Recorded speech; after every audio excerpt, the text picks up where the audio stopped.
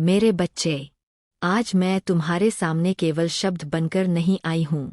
मैं उस ऊर्जा के साथ खड़ी हूँ जो तुम्हारे हर आंसू, हर सिसकती रात, हर दबे हुए डर को पहचानती है। तुमने जब वह दृश्य देखा, तुम्हारा हृदय एक पल को थम गया। तुम्हारे मन में प्रश्न उठा, आखिर मेरे बारे में ऐसा क्या कहा गया कि सब चुप हो गए? आज मैं उसी प्रश्न का उत्तर देने आई हूँ। तुमने जीवन में बार बार यह महसूस किया कि लोग तुम्हें कम आंकते हैं। तुम्हारी शांति को कमजोरी समझा गया। तुम्हारे धैर्य को मजबूरी कहा गया। तुम्हारे प्रेम को साधारण समझ लिया गया। तुमने यह भी सोचा कि शायद वही व्यक्ति जिसे तुमने सबसे ज्यादा अपनाया, वह भी तुम्हें ठीक से नहीं समझ पाया होगा।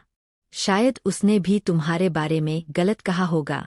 पर सच उससे बिल्कुल उल्टा था।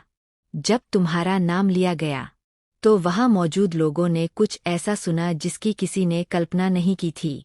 उन्होंने कहा, यह इंसान जितना शांत दिखता है, भीतर उतनी ही गहरी आग लिए चलता है।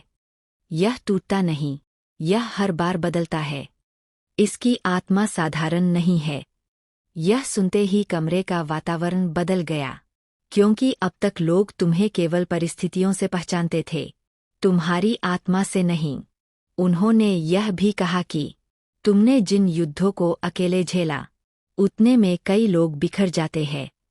पर तुम बिना शोर किए, बिना शिकायत किए, बिना बदले की आग पाले आज भी खड़े हो।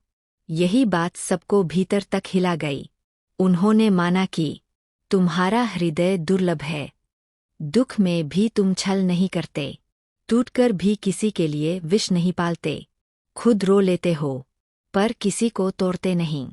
और यह भी कहा गया, जिसकी नीयत इतनी साफ हो, उसके साथ अन्याय करने वाला खुद अपने कर्मों से गिरता है। मेरे बच्चे, तुम नहीं जानते तुम कितनी ऊंची आत्मा हो। दुनिया तुम्हें समझने में छोटी पड़ जाती है। लोग तुम्हारे घाव देखते हैं, पर मैं तुम्हारी शक्ति देखती हूँ।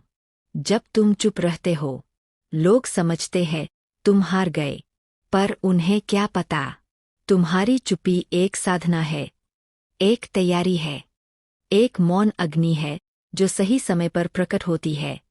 तुम सोचते रहे कि तुम्हें समझा नहीं गया, पर उस दिन स्वीकार किया गया कि तुम्हारी ऊर्जा साधारण नहीं है। तुम्हारे जीवन में